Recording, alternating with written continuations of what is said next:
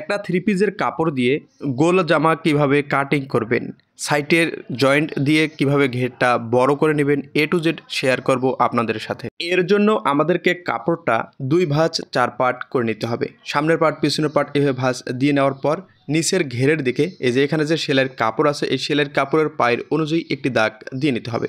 এরপর 1 ইঞ্চি পরিমাণ সেলাইয়ের কাপড় রেখে আরেকটা মার্জিন দিয়ে নিতে হবে।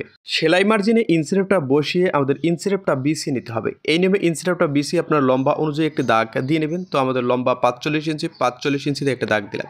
এরপর আধা ইঞ্চি পরিমাণ সেলাইয়ের কাপড় রেখে আরেকটা মার্জিন দিয়ে নিতে হবে। এইটা কাঁধের সেলাই মার্জিন। এরপর আমাদের কাঁধের সেলাই মার্জিনে ইনসেরেপটা বসিয়ে 40 ইঞ্চি বডির জন্য 7.5 ইঞ্চিতে আরমোলের মার্জিনটা দিয়ে নিতে হবে। আবারও কাঁধের সেলাই মার্জিনে ইনসেরেপটা বসিয়ে কোমরের মার্জিন 14.5 থেকে 15 ইঞ্চিতে একটি দাগ দিয়ে নিতে হবে এবং স্কেল বসিয়ে সোজা একটা মার্জিন টেনে নিতে হবে। গোল জামা কাটিং করার জন্য হিপের মার্জিন লাগবে না। আটকানো সাইড থেকে 40 ইঞ্চি বডির জন্য 7 ইঞ্চিতে কাঁধের মার্জিন দেব এবং আরমোলের মার্জিনও 7 ইঞ্চিতে দিয়ে সোজা একটা মার্জিন টেনে নেব। 40 ইঞ্চি বডির জন্য আটকানো সাইড থেকে 10 ইঞ্চিতে বডির মার্জিন দেব। 36 ইঞ্চি কোমরের মার্জিন 9 ইঞ্চিতে কোমরের মার্জিনটা দিয়ে নেব। এরপর বডি এবং কোমর স্কেল বসিয়ে এই নিয়মে একটা মার্জিন টেনে নেব। নিচের ঘেরটা এই নিয়মে স্কেলটা বসিয়ে আমাদের একটি মার্জিন দিয়ে নিতে হবে। এই নিয়মে নিচের ঘেরের মার্জিনটা দিয়ে নেওয়ার পর সাইডে 1 ইঞ্চি পরিমাণ সেলাইয়ের কাপড় রেখে আরেকটা মার্জিন দিয়ে নিতে হবে। আশা করি সাইডের মার্জিনটা কিভাবে দিবেন তা বুঝাতে পেরেছি।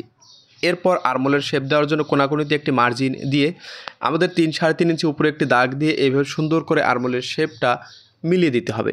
এরপর গলার ছড়ানোর 2 ভাগের 1 ভাগে একটি মার্জিন দিয়ে নেব এবং গলার ছড়ানো থেকে আধা ইঞ্চি ডাউন শেপ মার্জিন দিয়ে নেব।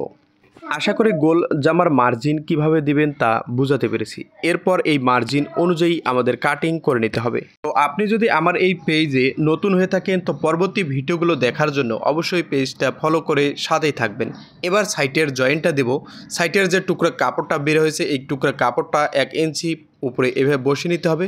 এরপর স্কেল বসিয়ে এভাবে শেপ দিয়ে নিতে হবে, তাহলে কোনাটা আর নিচের দিকে ঝুলে যাবে না। আশা করি নিচের ঘের বড় করার জন্য সাইটের জয়েন্টটা কিভাবে দিতে হবে তা বুঝাতে পেরেছি। ভিডিওটি ভালো লাগলে শেয়ার করুন। ধন্যবাদ।